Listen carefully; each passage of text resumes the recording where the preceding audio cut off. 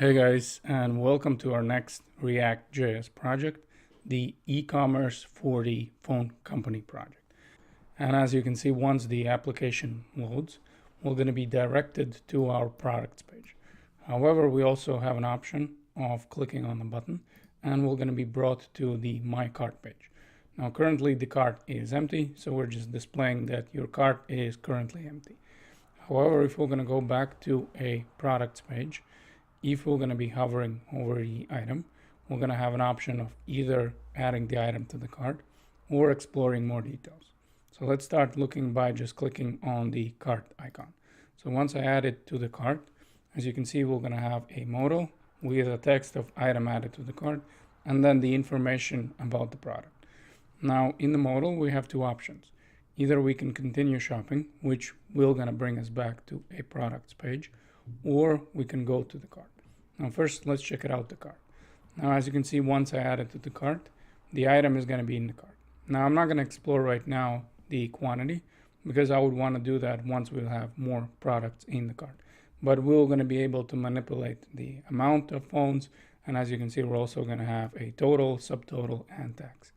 Now if I'm going to go back to the products, as you can see, the product that I just added to the cart has the icon in cart. And I can click all day long, but I'm not going to be able to add any more items in the cart. So this item has been successfully added to the cart.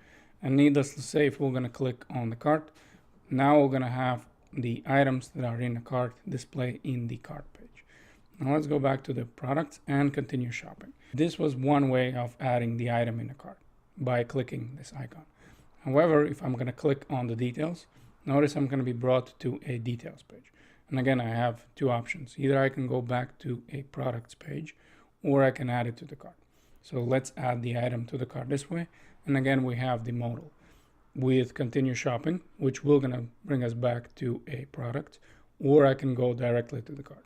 Now in this case, I'm gonna click on continue shopping, and sure enough, I'm gonna be brought back to a product. But even though we added the item through the details page, as you can see, the icon when we're hovering over the product is displayed in cart. So again, we cannot add the item twice in the cart because the whole idea is that once we go to the cart, we're going to be able to manipulate the amount of items in the cart itself, not by adding the same product multiple times in the cart. And also, if I'm going to click on the details of the specific item that I added in the cart, the cart icon is also going to say in cart. And again, we can click all day long, but nothing is going to change. So we have successfully added 2 items to the cart. And now I would want to add a few more just so we can see how we can manipulate the amount and tax and subtotal. So in this case, let's just add this item to the cart. And let's say that we're going to be continuing shopping. We have the smashed iPhone, so we can add this guy to the cart as well. And let's say that we're going to have the vintage phone, which we would want to add to the cart. Now in this case, I'm just going to go to the cart, and as you can see, these are the items that we added to the cart.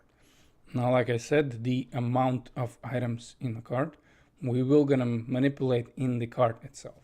And we have the quantity here with a button, so I can add more items in the cart. So let's say if I'm going to be clicking, notice few things are happening. First of all, there's item total, which is total just for this item. And as I'm clicking, as I'm removing the items, you can see that this total is changing, as well as the subtotal, tax, and total is changing. So as I'm changing the amount for one product in the cart, these 2 values are also going to be changing. So if I'm going to add more of Samsung S7, notice again the subtotal and the tax and total is going to be changing and adjusting to the amount of items that we would want, as well as item total is going to be changing. So how many of these items we would want here. Now, how we would be removing the items from the cart? Well, we have a few options. We can just on the delete button, and just like that, we don't have this item anymore in the cart. And again, this is going to reflect in our totals. Also, we have an option of just setting the quantity less than 1. So let's say for the smashed phone, if I'm going to go less than 1, notice that I removed it from the cart, and now my subtotal, total, and tax reflect the fact that we just removed that item from the cart. And we also have an option of just clearing the cart. So just like that, we're going to click the option of clear the cart, and notice we are brought back to our product, and the cart currently is again empty. So let's again add few items, and also check it out that now all the items that had in cart value for the button again have the cart. So now again we can add the same items in the cart. Let's say continue shopping, and as well as this guy, continue shopping, and as well as this guy, and continue shopping. So once I added again 3 items in the cart, let's go back to the cart and check it out, the PayPal. So for this project, we're going to be able to work with a PayPal. So we're going to have the PayPal button. However, we're going to be working with a sandbox. So we're not going to be doing the final purchase, but we will going to go through how we can set up the PayPal sandbox where we can test our payments. So once I'm going to click on a PayPal, notice I'm going to be brought to a sandbox PayPal. And now you're going to have to log in with your sandbox login. But like I said, in the project, we're going to go through how we can set up the login and how this is going to work. So I have my email that I'm using for the login. And in this case, I would just need to enter the password. As you can see, once I type in the password, I have the PayPal page displayed that we have the test store. And this would be the value that we would be adding to the account of the sandbox. Now in this case, if I'm going to say pay now, check it out. Now I'm going to be finishing the purchase. And if we're going to go back to the product where we're going to be directed with a React router, and if we're going to do the inspect, check it out. In the console, there's going to be a message that the payment was succeeded. And in the object, you can see that this is going to be our test sandbox where we have the name of Peter Smith. So this would be some kind of fake address. And then obviously the URL that we're using, as well as email. Now, if I'm going to go to a sandbox, to the actual testing account that we're going to be using, notice that the purchase that was made on 15 December to a test store is successful with a $69.30. And this was the value that we sent it out to a PayPal. Now, we also have an option of canceling the purchase. So if I'm going to go back to the store, let's say we're going to add 1 item and we're going to go to a cart and again, try to do the PayPal. And after logging in, instead of clicking the pay now, where I would want to buy the items that were added to my cart, I'm just going to close the tab and check it out what we're going to have right now. So now I'm going to be directed back to the cart. So the purchase wasn't successful. And if we're going to go to inspect, check it out what we're going to have. So we're going to have the console. And as you can see, the payment was canceled. So instead of succeeded, the payment did not go through. So what technologies are we going to be using to build this project?